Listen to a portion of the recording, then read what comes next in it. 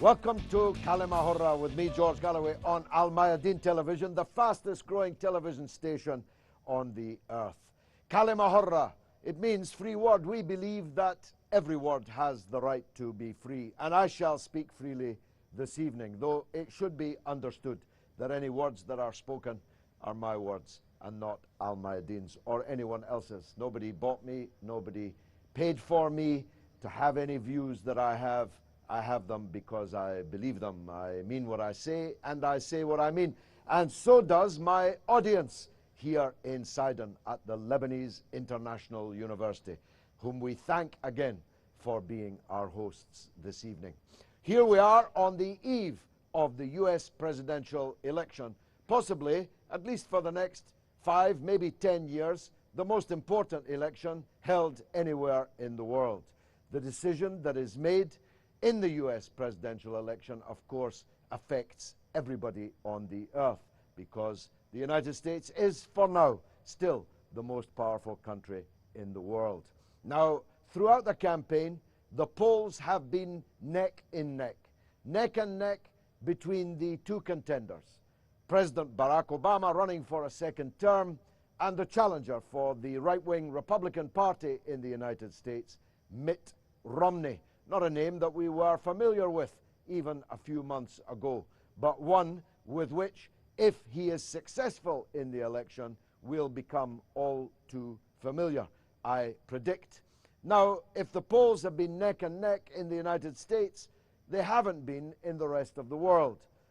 When the people of the world were asked repeatedly in polls, 75% of them hoped for the re-election of President Barack Obama. And I am one of those. I make no apology for that. Not that I think that President Obama has been good. I think he's been very bad. I just think that the other guy is worse. And sometimes in politics you have to choose between bad and worse, between Tweedledee and Tweedledummer. And I believe that Mitt Romney, the Republican candidate, is exactly that, Tweedledummer. But we're going to discuss this evening just what the differences might be in the world, depending on the outcome of this election. We'll be discussing what it means for the Arab world, for the Muslim world, and indeed for the world in general. Well, President Barack Obama came to power having campaigned in poetry, and he has governed in prose, often so prolix and often so undifferentiated from his predecessor, the imbecile George W. Bush, that it's difficult to believe this professorial man who delighted most of the world with his presidential campaign can have been so disappointing. When he came to power, the United States was on the floor. Its economy was on the floor. It was enmired in foreign wars across the world. It was deeply unpopular. George W. Bush, probably the most unpopular US president in all the country's history. He had it all, President Obama. He had a landslide victory. He had a huge mandate. He had the wind in his sails. So where did he take us? Well, not very far out of the becalmed port that George W. Bush had left the country in. The economy is still on the floor. The United States is still enmeshed in foreign wars. Indeed, President Obama has escalated some of those wars, particularly the war against the people of Pakistan and the deployment of drone attacks, which have now killed thousands of people, something that he seems to think is a matter to laugh about. If you don't believe me, you can check it out on YouTube. He made a joke about how these drones are silent and deadly and you don't see them coming. Indeed you don't, President Barack Obama. You don't see them coming. You just know that they've been there because your wife is lying there dead, or your daughter is lying there dead, or your son is slain, or your mother and father have been torn to pieces by these drones. President Obama thinks that's a laughing matter. I certainly don't. And one of the most disappointing characteristics about the first 4 years of President Obama's presidential term has been his attitude to Palestine, just a few kilometers down the road from where I'm standing now in the wonderful and ancient city of Sidon. The reason I'm disappointed is not just because Obama's a professor and the last guy, Bush, was an idiot, but because I happen to know that President Obama knows everything there is to know about the truth in the Israel-Palestine question. I know that because I know that he sat at the feet of the late and great Professor Edward Said and many other people in the United States who taught him the realities, the truth about the Israel-Palestine issue. And I myself have personally spoken to President Obama before he became president on a march against the war in Iraq. I spoke to him about Palestine, and therefore I know that he knows what needs to be done to solve the Israel-Palestine question. But President Obama, having spoken in Cairo early in this first term, in mesmerizing language, wonderful imagery, telling the Muslim world that he got it, that he felt their pain, that he knew that there was a need for a change in the U.S. policy towards the East and a change in the East's perception of the United States, has done virtually nothing to bring about that change. One of the characteristics, though, of the presidential hopeful Mitt Romney is that he is even more slavishly attached to the Zionist state of Israel than President Obama's first term has been.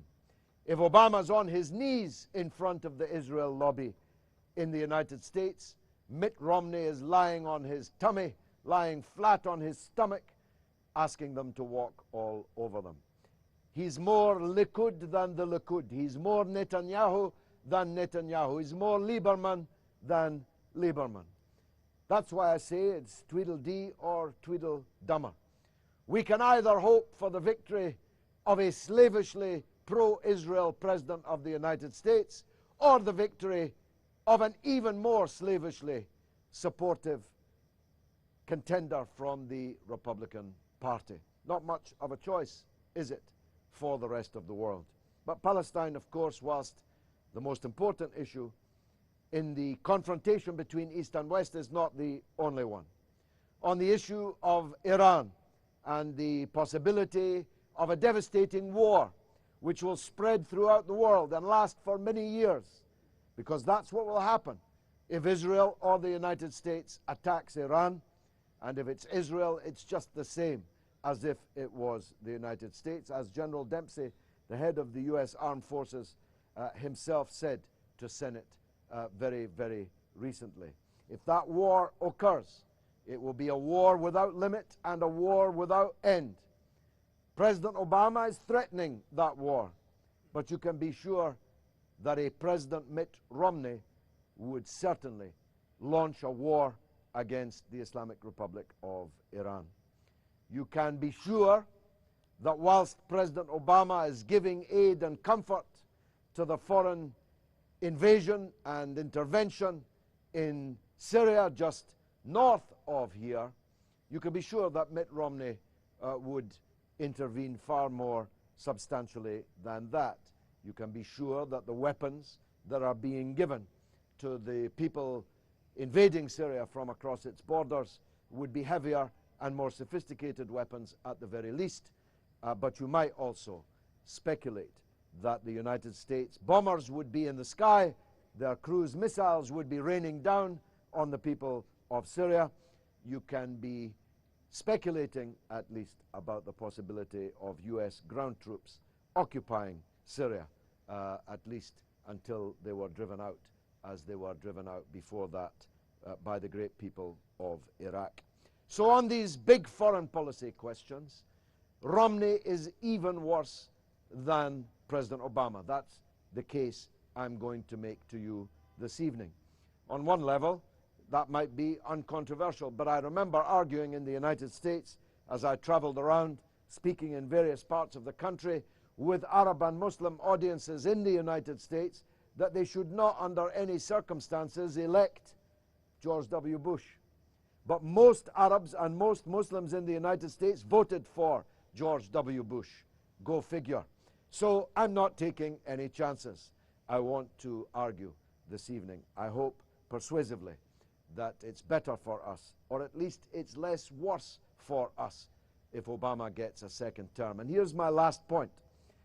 I'm hoping that if President Obama gets a second term, it cannot be as bad as his first, not least because he doesn't have to run again and can't run again. Perhaps then he won't listen so hard to the pro-Israel lobby in the United States. Perhaps then he'll be more concerned about writing a page in history for his presidency that's a little more becoming than the ones he has written to date. I'm hoping that a second term of Barack Obama cannot be as bad as the first and may be substantially better than the first. All of these are propositions that I hold. They're not the views of Al Mayadeen. They may not be the views of this audience. We'll hear that when I come back after the break in just a minute or so.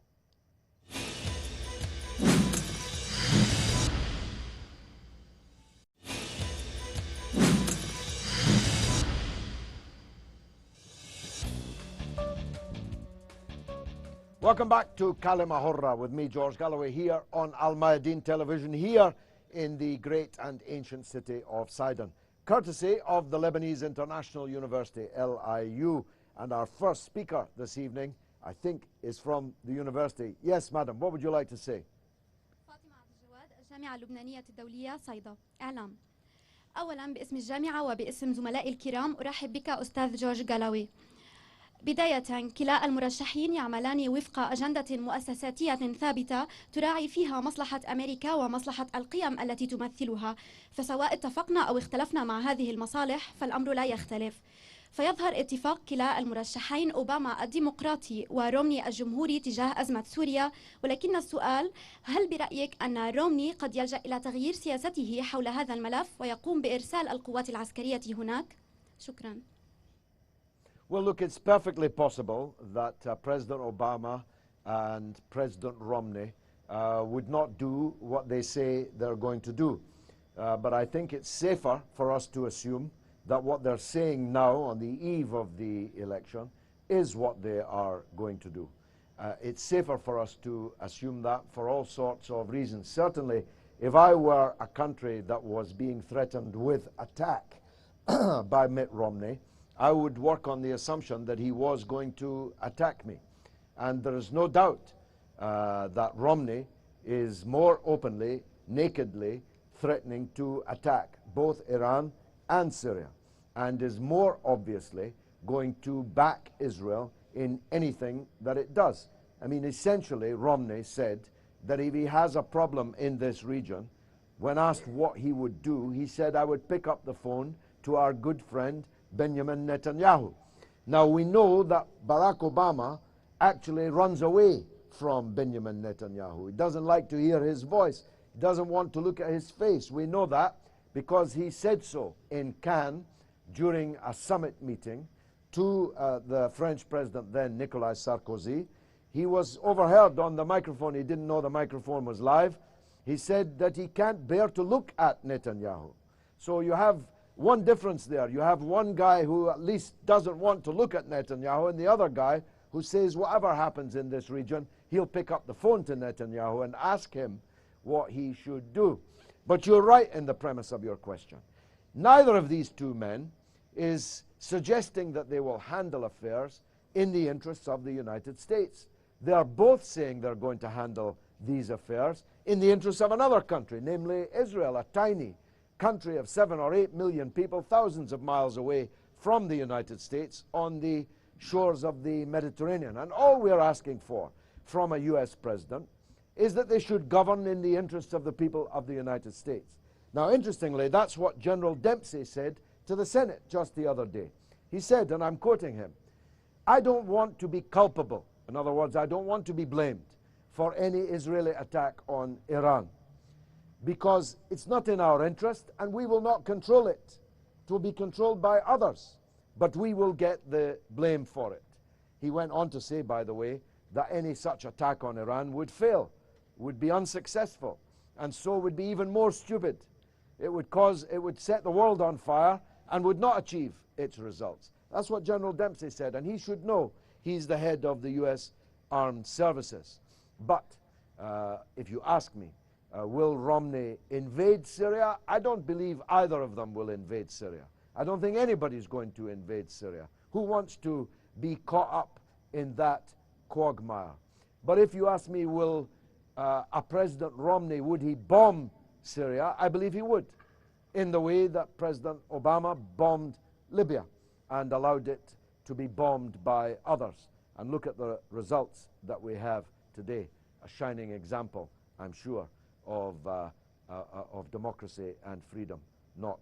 Let me take this gentleman at the front. Yes, sir. مساء الخير مستر جالوي. Good evening. صلاح سكيف التنظيم الشعب الناصري قطاع الطلاب. بالنسبة لموضوع حلقتنا في غلط عم نوقع فيه مش مرة ولا اثنين من وقت ما بلش انتخابات أمريكية نحن عم نكرر نفس الغلط. لأن نحن بننطر مين بده يربح بالانتخابات الرئاسية ويفيد الدول العربية. بدنا نعرف شغله انه لا قبل ولا هلا ولا بعدين حيجي رئيس منيح معنا كدول عربية ولا حدا حيفيدنا. ما حدا بيفيدنا غير قوتنا، ما حدا بيفيدنا غير وحدتنا كعرب، ما حدا بيفيدنا غير الكلمة الوحدة ونخلص من الخلافات اللي بين الدول العربية. هذا الشيء اللي بيفيد. ساعتها بصير الولايات المتحدة الأمريكية بتحاول تستغل قوتنا، مش نحن نقعد نتفرج مين حيربح ومين حيخسر. بالنسبة لميت رومني واضح انه الزلمه متطرف، يعني بده يعمل حرب، عم بيعادي ايران، عم بيعادي روسيا، عم بيعادي كل الدول، بده يعمل حرب اول ما يبلش. هو عم يعني عم بياخذ سلوجن نتاع رونالد ريغان، السلام من خلال القوه، وهذا الشيء بالحزب الجمهوري عم يعطيه بوش قوي. يعني يعني عم بحاول يطلع بمنظر انه الشخص اللي يوسع الامبراطوريه الامريكيه بالقوه، بس هذا الشيء ما عم بلاقي صدى ايجابي. وحتى من الناحيه الاقتصاديه كمان عم بيستغل انه هو كان رجل اعمال ناجح، مقاولات ومشهور بتاريخه، يعني انه هو حينهض بالاقتصاد، بس كمان نفس الشيء ما عم بلاقي صدى معهم بالولايات المتحده، لانه الحزب الجمهوري وقت تاسيسه 1844 كله معروف انه هو حزب رجال الاعمال، حزب المقاولات، حزب الاموال، يعني ما حينهض بشيء، ما حيغير بشيء. والنقطه الاخيره بس بحب شير لها، مات رومني مستشاره للشؤون الخارجيه، ربما بس اذا ربح مات رومني بصير مستشار البيت الابيض، اسمه وليد فارس من اصول لبنانيه. هذا الشخص معروف بتاريخه مع القوات اللبنانيه وكحواجز القتل اللي صارت. فاذا ربح مات رومني نوعد اللبنانيين باربع سنين كثير حاميه حتكون. Well, look, Mitt Romney is a successful businessman because he stripped the assets from businesses and closed them down and sold them for his own personal profit. He's a successful businessman who doesn't pay his taxes. He has most of his wealth offshore in the United States. Even though he was caught on microphone that he didn't know was on, seems to be a characteristic of US presidential hopefuls, saying that 47% of the American people were freeloaders who didn't pay any tax, when in fact everybody who lives in the United States is paying tax. It's just that he's paying less tax for his wealth than most people are. So his success in business is not gaining him much traction because people know now the kind of success that it was. It was a job exporting success, an asset stripping success. It was a financial success, but an economic failure. And we both know the difference between finance and economics. They're not the same thing. But I agreed with the first point that you made very strongly. Actually, in one sense, the Arabs should stop waiting for Godot, should stop waiting for a better US president to come along. You've heard me say before, so many times over the last 35, 36, 37 years that I've been involved in the Arab world, people ask me, when is Britain, when is the European Union, when is America going to do? Never mind about them. The answer to the Arabs' problems lies here with the Arabs. There are more Arabs than there are Americans. You have more potential than even America has. From the Atlantic to the Gulf, you have more wealth, you have more people, you have a more cohesive society, you have a more homogeneous, you speak the same language, you worship the same God, you eat the same food, you listen to the same music, most of it Lebanese music. And so you have actually all the potential to be a United States of America, all the potential to be a United States of the Arab world. The problem's here, not there. Of course, they don't want you to be, but why should you be stopped by what they want? So I agree strongly with that. I believe that Romney is a very dangerous character because he is the creature of the fanatic Christian evangelical right. You see, many people say to me wrongly that the Jews control the United States. Actually, the pro-Israel lobby in the United States is only this % Jew. It's that % Christian. The people who are the fanatic supporters of Israel in the United States are the fanatical evangelical Christians. Now, they have a problem with Romney because he's a Mormon, not an evangelical Christian. But that makes him even more fanatic, in my view. But they're going to vote for him in the election, you can be sure. Now, these people want to bring about Armageddon. They support Israel not because they like Jews. Actually, they don't like Jews. In their theory, when this battle of Armageddon happens, all the Jews will have to convert to Christianity or be killed. It's not because they like Jews. They want to bring about the end of the world. They want to bring about this turmoil, this catastrophe, and they want to bring it about here. How far is Armageddon from here? 30, 40, 50, 60, 70 kilometers? Can't be much more. I've been there. I've actually been where they want the world to come to an end sometime soon. Of course the world will come to an end. All of us believe that. But we don't want it to come to an end tomorrow or next week.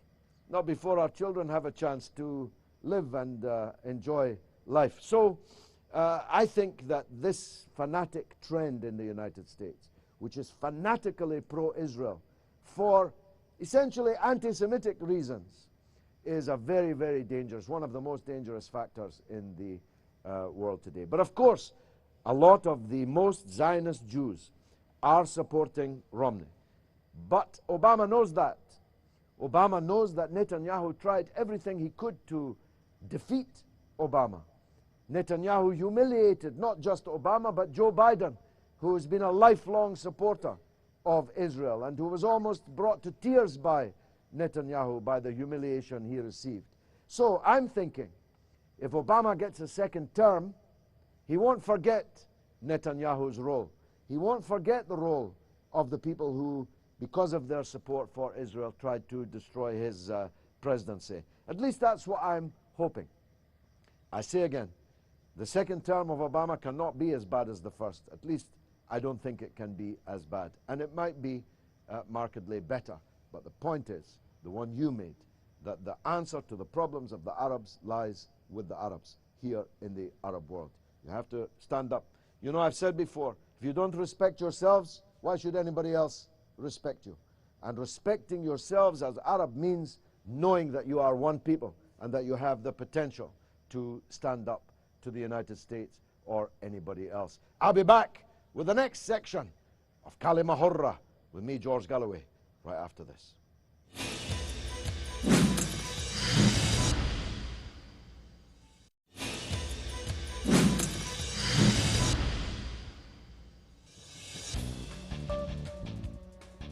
Welcome back to Kalima Horra with me, George Galloway, on Al Mayadeen Television here at the Lebanese International University in Sidon. Lots of hands up in the audience here at the LIU. Let's press on with some more contributions from the audience. Yes, sir, what would you like to say? محمد الرباعي، الجامعة اللبنانية، كلية الحقوق والعلوم السياسية والإدارية. أستاذ جورج، هل لك أن تحدثنا؟ نحن بنعرف أنه على طول الاتهام من قبل مجلس النواب بالولايات المتحدة الأمريكية لم يحدث سوى 11 مرة بتاريخ الولايات المتحدة الأمريكية. مرة ضد وزير الحرب، ومرة ضد أحد الشيوخ، ومرات ضد القضاة. لكن الاتهام الأساسي اللي كان بعهد الرئيس نيكسون بالعام 1974 وما عرف بفضيحة ووترددات، وكاد أنه يتكرر بالعام 1999 ضد الرئيس كلينتون، فضيحة لوينسكي، مونيكا لوينسكي. هل لك أن تحدثنا عن هذا الأمر؟ السؤال الثاني، نحن لطالما نحمل المسؤولية للرئيس الأمريكي، مع العلم أنه السياسة الخارجية وقرار الحرب والسلم هو من اختصاص الكونغرس. نحن بنعرف انه الكونغرس بيتألف مجلسين، مجلس النواب ومجلس الشيوخ. مجلس الشيوخ 100 شيخ، ومجلس النواب 435. ليش نحن على طول بنحمل الرئيس الامريكي وما بنحمل الكونغرس اللي هو عباره عن مثل ما قلنا عن 535 عضو اضافه الى عضو بورتوريكو؟ ليش يعني بنحمل على طول الرئيس الامريكي مع انه صلاحياته محدوده في قرار الحرب والسلم؟ Well, look, the US president has the power to make war. And that's the most important thing about America that I'm concerned about. You see, I care about the domestic and internal politics of the United States, but only as a foreigner. I would prefer politics which favors the majority, the 99%, rather than the policies that favor the 1%. But at the end of the day, what happens inside the United States is a matter for them, not for me or for you. But when they make war, that's a matter for us because they're making the war against us. And it's not the Congress that declares the war. It's not the Senate that declares the war. It's the president who declares the war. It was Bill Clinton who sent the cruise missiles to Baghdad, which killed my friend, the painter Layla Al-Attar. He didn't refer to anyone.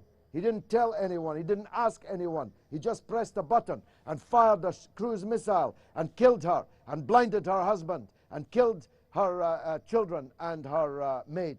So the president is the big criminal for me. That's why I'm blaming the president. Of course, the president normally has his party successful along with him. That's what Obama had. He won control of the Senate and the Congress along with his own victory. Sometimes, as in the case of Bill Clinton's second term, one party controls the Congress and the other party controls the White House. But make no mistake about it, the president is the most powerful man in the United States and therefore the most powerful man in the world, at least for the next 5 to 10 years until China is properly up and standing up to the United States in every regard, and that's happening now already. So for the next 5, 10 years, the most important thing for us in the world is who is the president of the United States. I gave up hoping for a good president. I just don't want the worst president. That's the shrunken vista that I currently have on that subject. Let's take the gentleman next to you. Yes, sir. وفي هواري إعلامي بعتقد إنه السياسة الخارجية ما بتحتل حيز كبير بالانتخابات الرئاسية الأمريكية، في حين إنه السياسات الداخلية بتتعلق بالوضع الاقتصادي الاجتماعي الصحي المعيشي للناس هي المقياس الأساسي لشعبية أي شخص بده يجي على سدة الرئاسة. بالفترة الأولى من حكم أوباما بعده الاقتصاد الأمريكي متعثر، ولكن قدر ينهض شوي، نمو ضعيف شهدوا الولايات المتحدة الأمريكية خلال 4 سنوات السابقة بالاقتصاد. هلا المشاكل حول الرعاية الصحية، حول الوضع الاجتماعي، حول الدعم للمزارعين للصناعة، حول السياسة الداخلية. السياسة الخارجية اللي نحن كثير بتهمنا هي ذاتها في مؤسسات بترسمها. تغيير رئيس الجمهورية هو بصير تغيير في التكتيك اللي ممكن تتبعه لتنفيذ خطة ما، وهي تتغير أحيانا وأحيانا لا تتغير. ولكن نحن بالمنطقة العربية إذا كان عندنا بالقضية الفلسطينية أو بالمجتمعات العربية الأخرى أكيد في تأثير للسياسة الأمريكية على منطقتنا، وهي ضمن الخطة الأمريكية التي تسعى إلى تفتيت المنطقة وإقامة كيانات مصغرة ومقسمة أكثر فأكثر. أكيد نحن ضد السياسة الأمريكية حاليا المتبعة هالطريق هالشي بقلب المنطقة العربية أو أكبر من المنطقة العربية من أفغانستان، باكستان، إيران. بس السؤال اللي بينسأل إنه الأنظمة العربية نفسها شو سوت حتى تواجه الخطة الأمريكية؟ يعني حضرتك حكيت عن ليبيا، طب النظام الليبي قبل الوضع الحالي ما كان نظام استبدادي وما كان عاطي أي حرية للشعب الليبي، وما في مجتمع مدني وما في قوى لمجتمع مدني زي أوروبا أو الغرب. المجتمع العراقي اللي دمروا الأمريكان سنة 2003، بس الأمريكان ساعدوا على عودة المجتمع إلى أولياته وشفنا هلا في 3 دول، دولة السنية الشيعية كردستانية، يعني رجع لورا بظل الاحتلال الامريكي. ولكن كمان اساسا هو النظام السابق ما كان عم يساعد في بناء مجتمع مدني في حرية التعبير، في حريات، في تعددية سياسية. نحن شو سوينا بحالنا؟ حتى حكي حول قضية سوريا انه الرئيسين ما رح يهجوا سوريا. اساسا الغرب حد هلا ما بده يستغني عن بشار الاسد، لانه بشار الاسد وجود المعارضه العسكريه الثانيه هي مزيد من تفتيت للارض السوريه، ومزيد لانهاء الوضع السوري اللي عم يصير فيها النظام والمعارضه المسلحه، في حين تغيب المعارضات وقوى المجتمع المدني اللي ممكن انه يشكل رد على الخطه الامريكيه.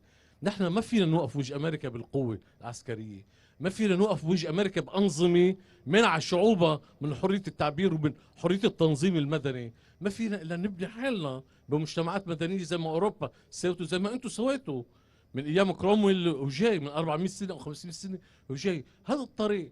فنحن كمان مع كل موقفنا ضد السياسه الامريكيه، بغض النظر اذا اجى رومني ولا اوباما، نطلع حالنا شو عم نساوي. نحن بلبنان 18 دوله موجودين بقلب لبنان، ما في شعب، ما في وطن عنا، ما في عنا تاريخ واحد، ما في عنا لغة واحدة. شو بدك باللغة العربية بنستعملها؟ ما في لغة بالتعاطي مع بعضنا، ما في قبول للآخر. شو بدي أنا اجي لوم أوباما ولوم رومني إذا اجى احتل المنطقة؟ بل نحن أساسا لا نزال في طور القبائل والعشائر، وما إلنا خلاص ولا قدرة على الوقوف بوجه الخطة الأمريكية إلا إذا قدرنا نسلك الطريق المدني، المجتمع المدني وديمقراطية وحرية تعبير، حريات عامة للشعوب. وشكرا. Well, look, of course, but you say, why should you blame Obama? Because Obama is deliberately trying to divide the Arabs further. So you should blame him. But of course, you have to first blame yourselves. You are right. The Arabs are the most disunited people on the earth.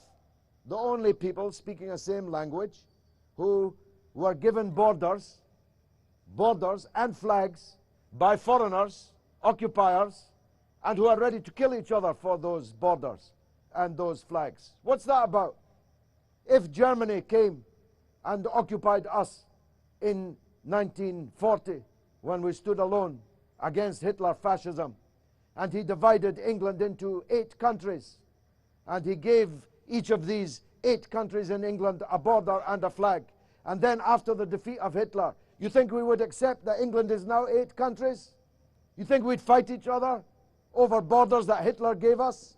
But you're doing that over borders that Sykes-Picot gave you. A Frenchman and an Englishman in my building where I work every day gave you these borders. And you're ready to kill each other for these borders. This is a kind of madness. But that's a different question. You're essentially right that the foreign policy of the United States for most of the time remains the same, whether the Democrats or the Republicans are in power. But that's becoming less true than it ever was. Let me just ask you this. You think Al Gore would have invaded Iraq? I don't believe so. If Al Gore had not been cheated of the US presidency by electoral fraud by George W. Bush's brother, Jeb, who was the governor of Florida, the history of this region and the world, I believe, would be decisively different. And if I'm right about that, then the question of who is the president, whether Bush or Gore, is a very important question indeed. Now let me hear from some ladies in the audience. Yes. وعد حسن جمعية ناشط الثقافية. First of all, I would like to welcome you, Mr. Galloway, again to Sidon and thank Al Mayadeen TV. Although of my young age, I try to learn more about my issue. And as a Palestinian, I found out that I'm paying the price of Western history, the Jewish issue, and creating Israel. So what is your opinion about the Jewish issue? And my second question, morally and legally, the Western system is guilty. Can we judge the system? And thank you. I think you know, at least I hope you know, my views on the Palestine question. I spent 37 years of my life fighting this battle before you were born, maybe before your parents were born, who knows. So my stand on the Palestine question is, I think, well known. But for the purposes of this program, which is about the US presidential election, I just make this point. I repeat myself, but I think it bears repeating. Obama is supporting Israel even though he doesn't want to. Mitt Romney will support Israel and he wants to.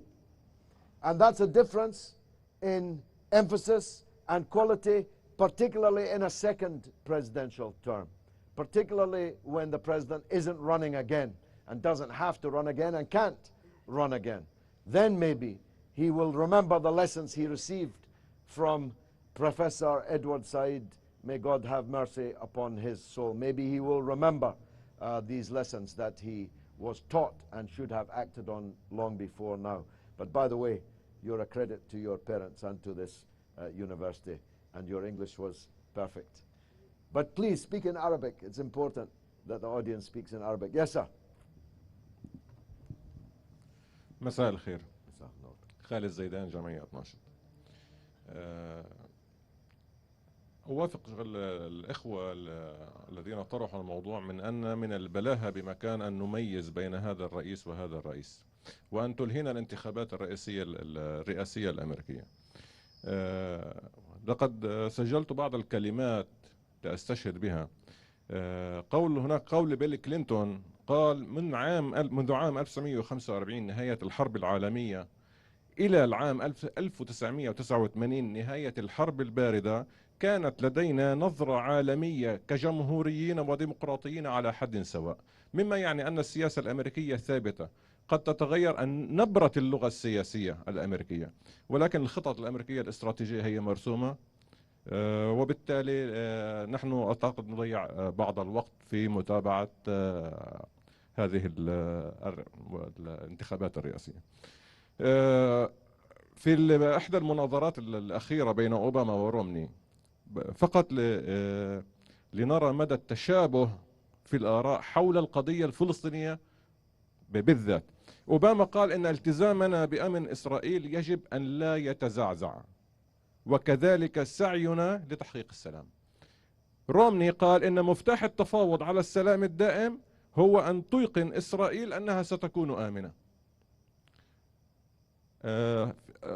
سؤال بصراحة أريد أن أسمع وجهة نظر جورج جالوي، السياسي المخضرم المطلع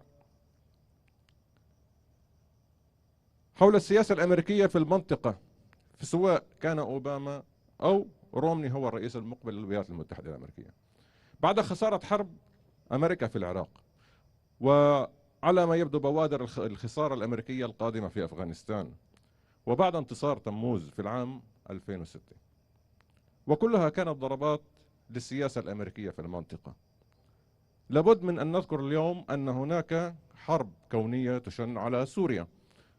السؤال: في حال فشلت هذه الحرب، هل ستكون هذه ضربة قاسمة للسياسة الأمريكية في المنطقة؟ وهل سنشهد خلق المحور القوي الممتد من موسكو عبر الصين، إيران، العراق، وصولا إلى جنوب لبنان؟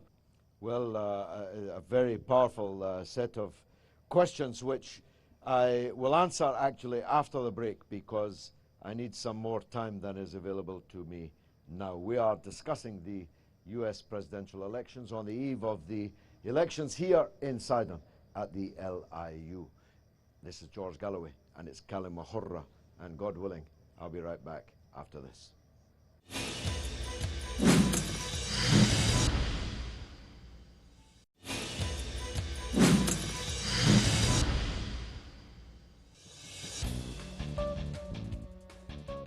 Welcome back to Kalima Horra with me, George Galloway, on Al Mayadeen Television. We're in Sidon at the Lebanese International University, LIU, and we're discussing, of course, the imminent US presidential elections. Now, before the break, a very wise man asked me a series of difficult questions. I can't do them all justice because so many hands are going up in the audience, but I wanted to deal with two, if I may. First of all, I'm not sure that you're really right that between the Second World War and the fall of the Soviet Union that American policy was the same between different parties. I just give you one example. I'm old enough to remember it, though I was a small child at the time. But I've become something of a fanatic on this question. In the Cuban Missile Crisis, if President John Kennedy had not been the president, if Richard Nixon had been the president instead of John Kennedy, I believe there would have been a war in the world, a world war. There would have been an exchange of thermonuclear weapons that we would still be shivering in the nuclear winter of. I believe that. I believe it was the sagacity, the sophistication, and the essential humanity of Jack Kennedy and indeed of Khrushchev, the Soviet leader at that time, that saved the world from that catastrophe. I believe if the President of the United States at that time, say, had been George W. Bush, that the Cuban Missile Crisis would have led to thermonuclear war. So who is in the White House did make a difference, even in those days. But on your second major point, I entirely agree. We are looking at the United States empire fading in front of our eyes. It's not quite yet the paper tiger that Chairman Mao prophesied that it was, but it's fading in front of our eyes. It's fading in the face of its competitors, but it's also fading in the efficacy of the things that it tries to do. And that began to be apparent in Iraq. The United States was able to control all the skies in Iraq, but it could not control one street in Iraq. You've heard me say before, in Haifa Street, in one street, in the center of Baghdad, the United States never controlled Haifa Street for one night, all the years that it was there. And hundreds of American soldiers lost their blood on that street. And it became apparent that the United States' reasons for invading and occupying Iraq were, one, yes, of course, for Israel. Two, yes, of course, for oil. But three, and most importantly, to terrify the whole world with American power. Instead, what was demonstrated was the limits of American power. The ability of people with sandals and Kalashnikovs and faith to defeat this heavily armed superpower empire. And from that day that the failure of the US occupation of Iraq began to be more and more evident, the courage and the spirit and the defiance of the rest of the world, either states like Venezuela, where I've recently been, where President Hugo Chavez doesn't care what America thinks, and he's living near them. There's so many Arabs worrying about what America thinks, and they're thousands of miles away. Chavez is living beside them, and he doesn't care one damn what they think or what they say about what happens in Venezuela. He says the government of Venezuela is a matter for us, not for you. And not just states, but all the actors in the current political dramas are all now aware that the United States economy and its military ability is fading in front of our eyes. Of course, they could still end the world if they press the button and send the nuclear weapons, but they'll be ending their own world also. So I think that we have to view the American presidency in a new light in that regard. We need a president in the United States that will recognize the new realities, that the US cannot dictate what happens in the world anymore, that there are new powers, Russia, China, India, Brazil, South Africa. I hope one day the Arab world coming together and being a major player in world events. And we want an American president with the sophistication to understand that process. Let's take the next one then. Is it yourself, sir? مريم فخوري. Mariam, sorry, go ahead. مريم فخوري، الجامعة اللبنانية الدولية إعلام. يؤكد الرئيس أوباما أن الخطر الذي يهدد أمن ومصالح الولايات المتحدة في العالم يتمثل بإرهاب القاعدة والشبكات الإرهابية الأخرى، في حين يعتبر المرشح الجمهوري أن التهديد الأكبر هو البرنامج النووي الإيراني الذي حيث نرى بإيران حليفا لنا كمقاومين ضد إسرائيل. السؤال هنا: أين هم العرب في حال وصول رومني إلى الرئاسة الأمريكية، حيث سيعمل لمنع إيران من استكمال برنامجها النووي، حيث أننا نعتبر أن إيران تقف إلى جانبنا كلبنانيين ضد إسرائيل؟ Well, I think that the code that President Obama spoke in that debate was quite significant, quite important. It's one of the reasons why I'm hoping that he wins. Because he was saying that the number one preoccupation of the United States was terrorism, but he was really saying the number one preoccupation of the United States is not Iran. That's what he was really saying. Because Obama was saying, because Romney was saying the number one problem is Iran, by answering in the way that he did, Obama was saying, no, that's not our number one problem. That's why I believe that Obama will not attack Iran, but Romney, if he is president, will attack Iran. That's one of my many reasons for hoping that Romney loses. But whether they attack Iran or whether they don't attack Iran, it will solve nothing for them. And if they do attack Iran, it will multiply their problems. And if the politicians don't know that, the military officers know it. And that's why the remarks of General Dempsey, the head of the US Armed Services, were so important. If they attack Iran, it will be the biggest mistake in history, even bigger than the mistake of attacking Iraq.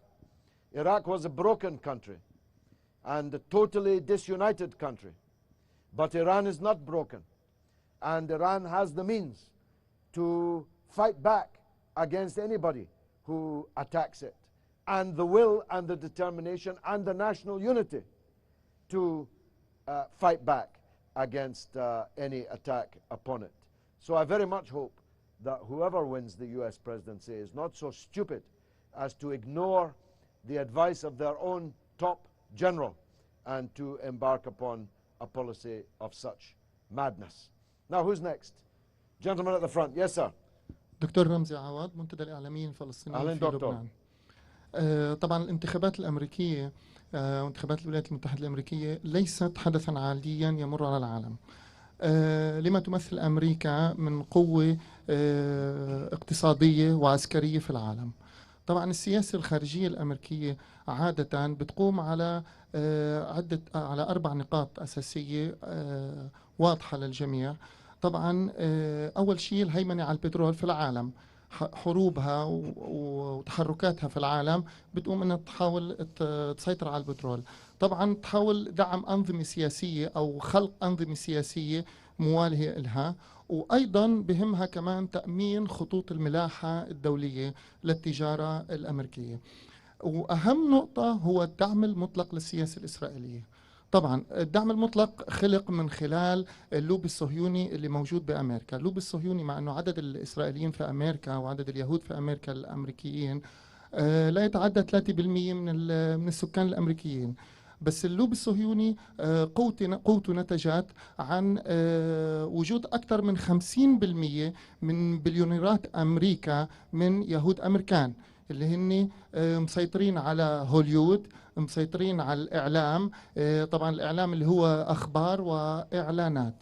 طبعا هون من هذا الشيء احنا بنتأكد انه أي رئيس للولايات المتحدة الأمريكية هو لن يكون داعم لقضيتي أنا كفلسطيني.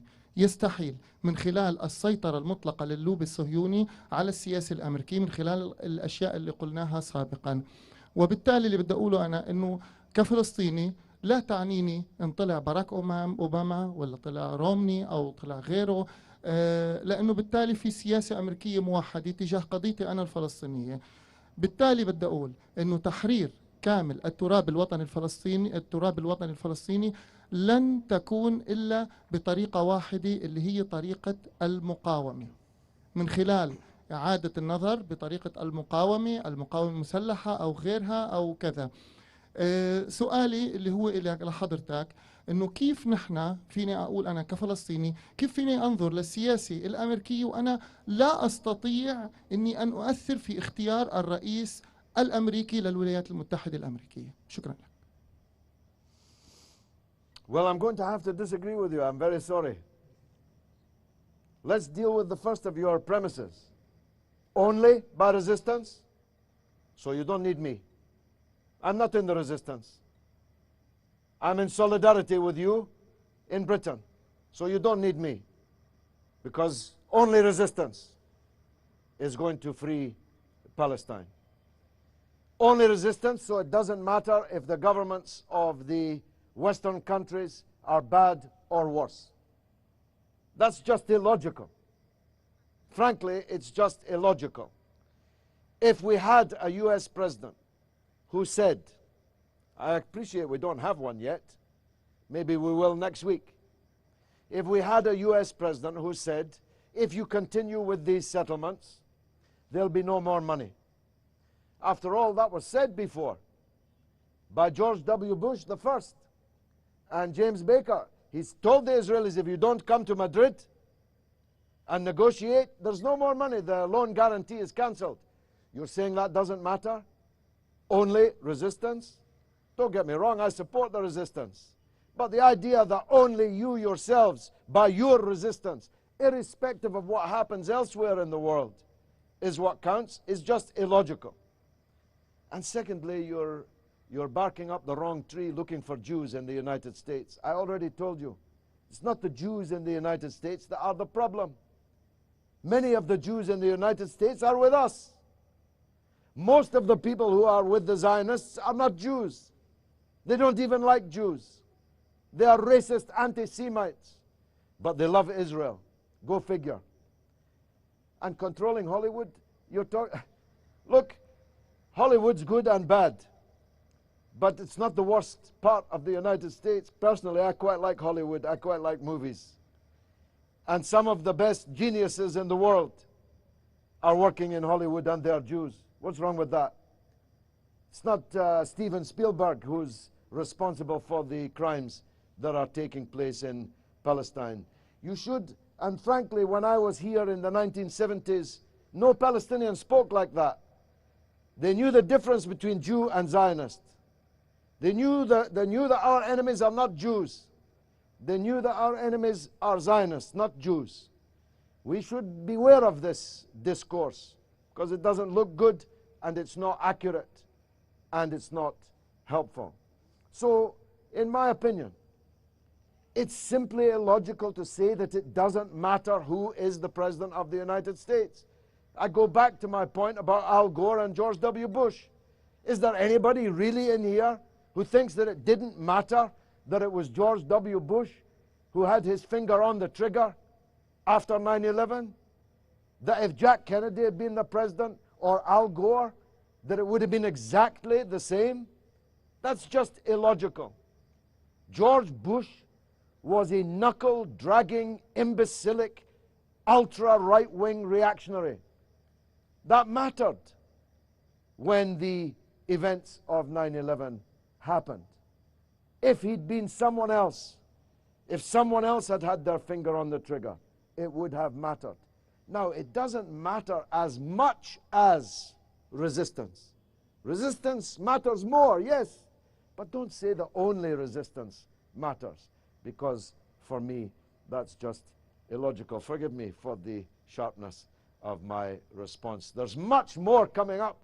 There's all these hands up here in the audience, this very clever audience of students and teachers and other professionals here in the great city of Sidon. God willing, I'll be back right after this.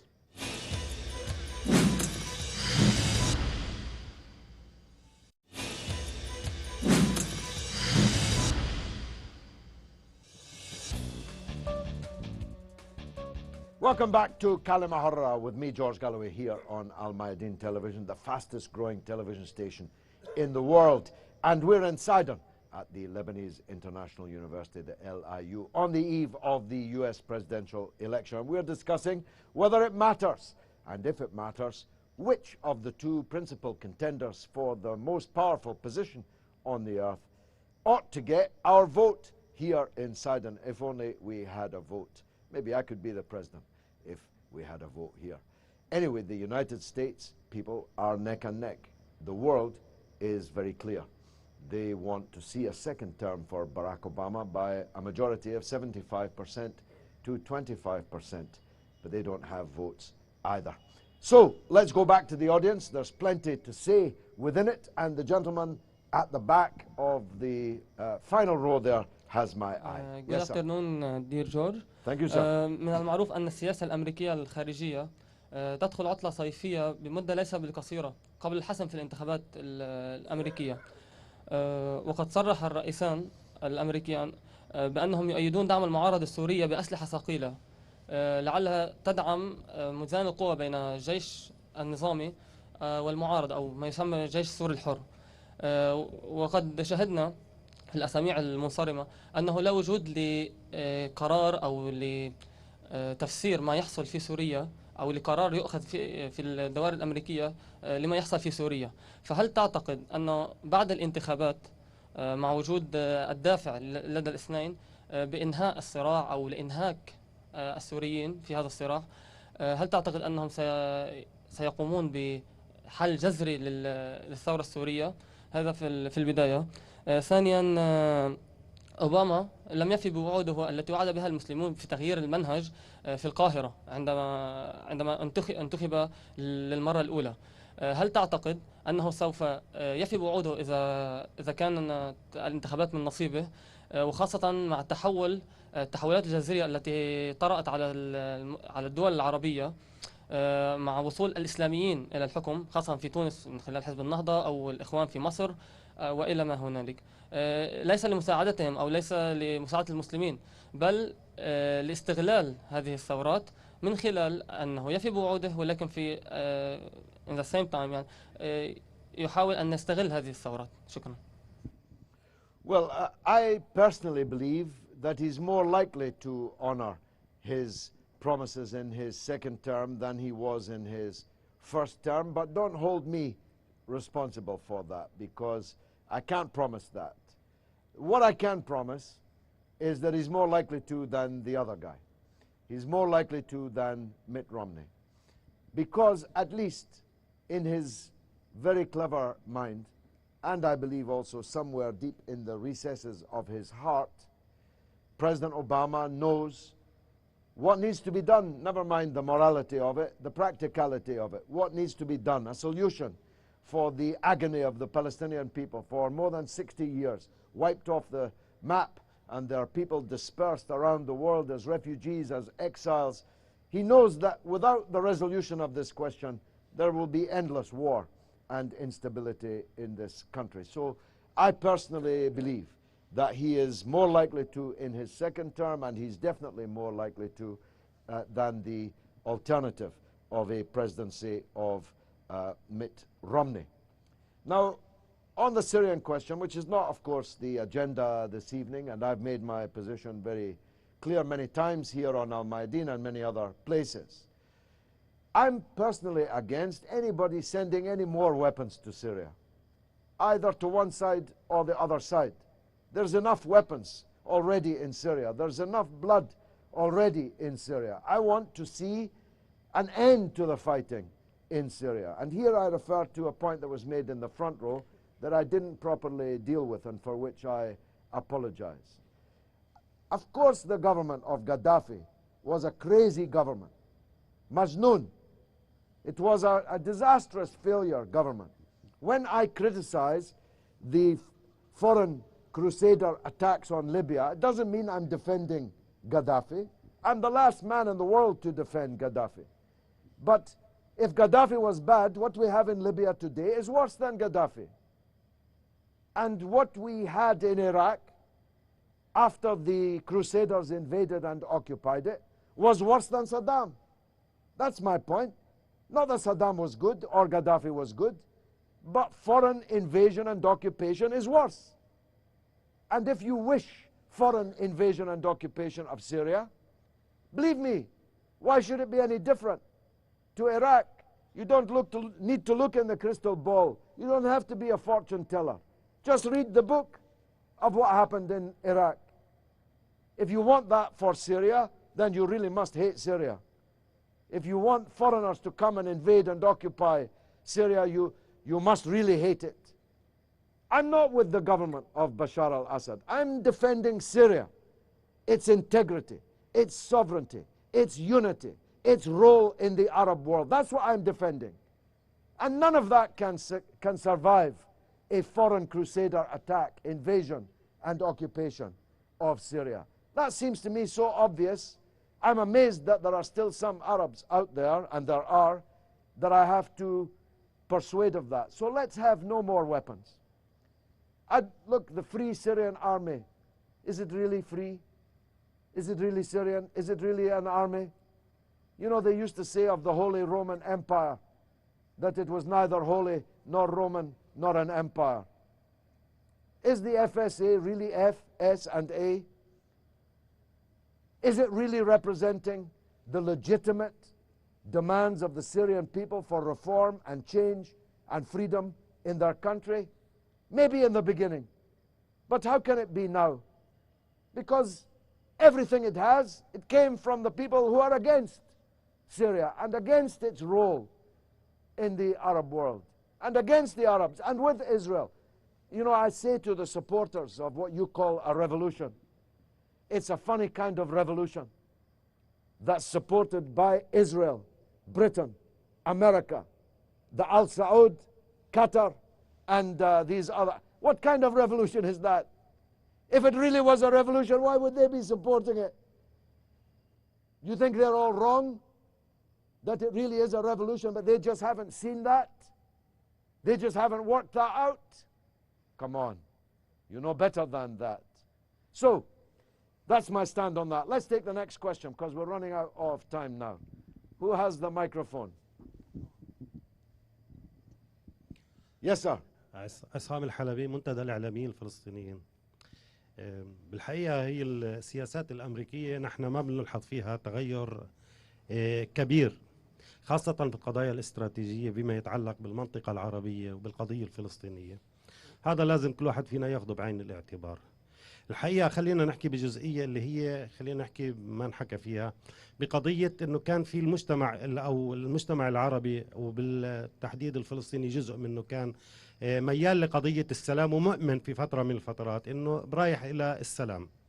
هذا السلام على مدار 18 سنة لم يعطي شيء، لأن الإسرائيلي كان دائما يسوف ويماطل ويفاوض على تفاصيل التفاصيل. يعني على مدار خلال هال 18 سنة هاي كمان قرروا لما لقوا مفاوض عنيد قدامهم قدر ينتزع من وفد مشترك عربي مشترك إلى فلسطيني أردني مشترك إنه يتمايز ويكون وفد فلسطيني هذا ويفاوض وما يقبل يسقط حق العودة ولا يسقط أي جزء ممكن ينتقص من حقوق الفلسطينيين، وخاصة بالبرنامج المرحلي اللي هو بنص على قيام الدولة الفلسطينية المستقلة وعاصمتها القدس الشريف. وآخر مفاوضات كانت صعبة جدا كانت في كام ديفيد عندما اتخذ القرار بتصفية الرئيس أبو عمار. حقيقة بتصفية الرئيس أبو عمار هن الأمريكان والمنطقة كلها خسرت باتجاه إذا كان في إمكانية لعملية سلام، لأنه الوحيد اللي كان ممكن يقنع بأي سلام الشعب الفلسطيني وممكن يمشي وراء خلينا نقول بالعمياني وهو الرئيس أبو عمار. لا رئيس بعده ولا أحد بعده ولا شخصية بعده بتيجي بتقنع الشعب الفلسطيني إنه في إمكانية. اليوم الإسرائيليين عم يروحوا باتجاه آخر، باتجاه تصفية خليفة هذا الرئيس أبو عمار اللي هو الرئيس أبو مازن، حينما بدأ يفكر جديا بالذهاب إلى المحافل الدولية وانتزاع اعتراف دولي. بتعرف بالقانون الدولي إذا اعترف بدولة فلسطينية اعترف كعضو دائم بالأمم المتحدة، هذا مما يعطيها جزءا من الحصانة الدولية بالذهاب للمطالبة إنه هذه تصبح مش أراضي متنازع عليها، تصبح أراضي دولة فلسطينية محتلة، بتصبح بالقانون الدولي لها رأي آخر ومكان آخر. الحقيقة الأمريكان حطوا كل ثقلهم بهذا الاتجاه بإفشال هذه الحركة. الموضوع اللي عم نشوفه احنا رايحين لعملية تصفية القضية الفلسطينية، وبقود هذا المحور هو الأمريكاني والإسرائيلي حط كل ثقله، وللأسف في عنا هون أصبح في وكلاء للأمريكان بالمنطقة هي زعماء وأقطار عربية. هذا للأسف الشديد، وما شاهدناه مؤخرا بزيارة لغزة بزيارة رئيس البحرين إلى غزة، هذا تكريس للانقسام. بدل ما يمسكونا نحن الفلسطينيين وياخذونا لطاولة مفاوضات ويفرضوا علينا إنه أنتم الوحدة أفضلكم وأنتم التلاقي أكثر من الأشياء اللي بتبعدكم بين بعض، يجب أن تكون الوحدة هناك. لا، عم بكرسوا الوحدة من خلال إقامة كيانين هزيلين، سلطة محلية برام الله اللي هي السلطة الوطنية الفلسطينية، وربما إلى إمارة تأخذ معالم أخرى كتجربة يمكن بنيت عليها التجربة المصرية وما ذلك. بهذا الجزئية اللي حبيت أحكي فيها. الموضوع الثاني، في عنا على المجتمع العربي والمجتمع الدولي ومنهم بريطانيا في عنا حق أخلاقي وتاريخي. يعني البريطانيين يوم كانوا منتدبين وعطوا بال 1917 وعد بالفور، يعني أعطوا من لا يملك لمن هذا فيها حق تاريخي وحق أخلاقي، والمجتمع الدولي حق أخلاقي كمان إنه عنده. نحن الشعب الوحيد اللي ما زال بلادنا محتلة وما أخذنا استقلالنا أو ما ارتحنا ببلدنا. وشكرا. Okay, you don't have to tell me about Balfour. Every day I walk past his office and it keeps me going. I'm here because of what Balfour did to the Palestinian people. And this crime, almost 100 years ago, is the fundamental crime against the Palestinian people. But it's not my business to decide what the Palestinian people negotiate or sign for. I'm in solidarity with them. I'm not their leader, and it's not my job to decide for them what they should accept or what they should reject. I was a comrade of Abu Ammar from 1977 until the moment that he died in Paris, when I was standing in his hospital outside the room in which his deathbed was. I believe that Arafat was murdered because he would not surrender Jerusalem. I believe he was murdered because he would not abandon the Palestinian refugees abroad. But what the Palestinians negotiate is a matter for them. I have no problem supporting the recognition of a state of Palestine in the United Nations. I have a problem recognizing a state of only 23% of Palestine. If you agree to settle for that, that's your business. But don't ask me to love it. I will not. Because it means that all my friends are left here in Rashadia or in Ain al-Helwe or in Sabra and Shatila and elsewhere. It means that Jerusalem remains in the hands of foreigners. And I cannot myself love that. But the end game is a long, long way off. I don't believe that President Abu Mazen is going to sign this. And I believe if he signed it, it wouldn't be worth the paper that it was written on in any case. The Palestinian question is a long, long way from being resolved. But what is necessary, a necessary but insufficient precondition, is unity in the Palestinian house. If the Palestinians cannot be united, nothing else will succeed. If the Arabs cannot be united, nothing else will succeed. So unity, which is one of the very first things that we talked about here on this show tonight, is an absolute necessity here in the Arab world. We're talking about the presidency of the United States of America, the most successful country so far that the world has ever seen. The key is in the word united. The key is in the word united. There are many very different peoples in the United States. And the people in Texas are very different from the people in Washington State, and very different from the people in California, who are different from the people in New York. But they are united in one state that faces the same direction and has built this great country that we are discussing this evening. Personally, I hope very much that by the time of my next show, President Barack Obama is back in office in the White House, but that he does a better job of it than he did last time. This has been Kalima Horra. I've been George Galloway, and you have been a marvelous audience. Thank you very much indeed.